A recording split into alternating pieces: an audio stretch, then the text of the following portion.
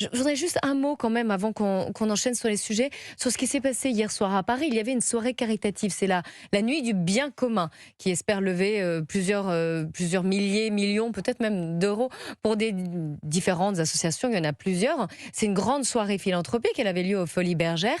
Et sur place, l'événement a été perturbé par des militants d'extrême gauche. Aymeric Rouillac, qui est commissaire-priseur de la nuit du bien commun, parce que c'est une sorte de vente aux enchères, était ce matin sur Europe 1. Écoutez-le. Vous avez 1500 personnes qui sont réunies aux Folies Bergères pour soutenir 12 associations.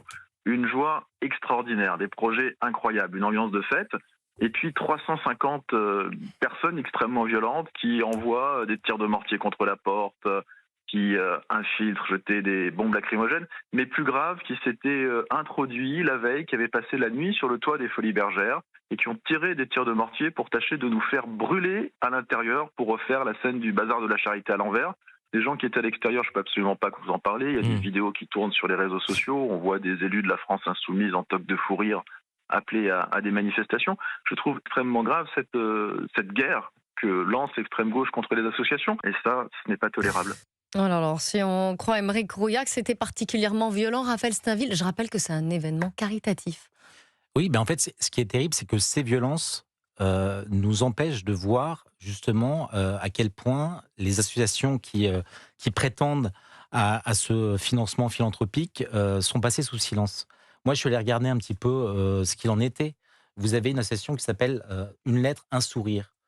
Son objectif, créer et institutionnaliser des jumelages intergénérationnels entre les maisons de retraite et des acteurs locaux afin de rompre l'isolement des aînés. Est-ce que c'est d'extrême droite? Arcade, l'engagement des jeunes en milieu rural en leur proposant des chantiers bénévoles de restauration du patrimoine et des actions de lien social avec les habitants.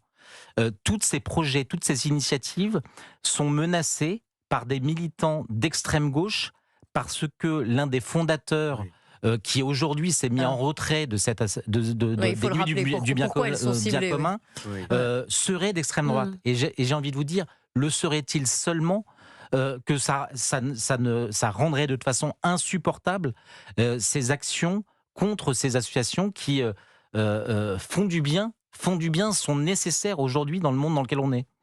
Une réaction chez William Golnadel? Moi, je n'étais au courant de rien. Il faut dire que cet acte de censure invraisemblable, de violence, n'a pas ému qui que ce soit. Mais par contre, lorsque ma voiture hier soir cinglait vers CNews, je l'ai entendu sur France Info, on expliquait dans des termes totalement compréhensifs, très bien, avec beaucoup parce que sous prétexte qu'il y aurait eu peut-être à un moment Pierre-Édouard Sterrin, le milliardaire catholique, ça c'est terrible ça, derrière cet événement, et on entendait des militants, ils interviewaient des militants qui expliquaient qu'il n'était pas question que ça se passe. Il n'y avait mais aucun jugement de condamnation dans cet acte de violence à propos d'un événement caritatif. On en est là aussi sur le plan médiatique, il faut l'entendre. Allez, vous nous écoutez sur Europe 1. Merci à vous. Quelles sont les priorités de Donald Trump en termes de sécurité nationale? Que pense-t-il de l'Europe? Je vais vous donner déjà la réponse. Il y a la perspective d'un effacement civilisationnel pour l'Europe. On reviendra sur le document qui a été dévoilé ce matin par la Maison-Blanche et qui en dit long sur la vision américaine. On reste ensemble. J'ai William Golnadel, Raphaël Steinville. La suite d'Europe 1 Info avec Lélie Mathias dans un instant sur Europe 1.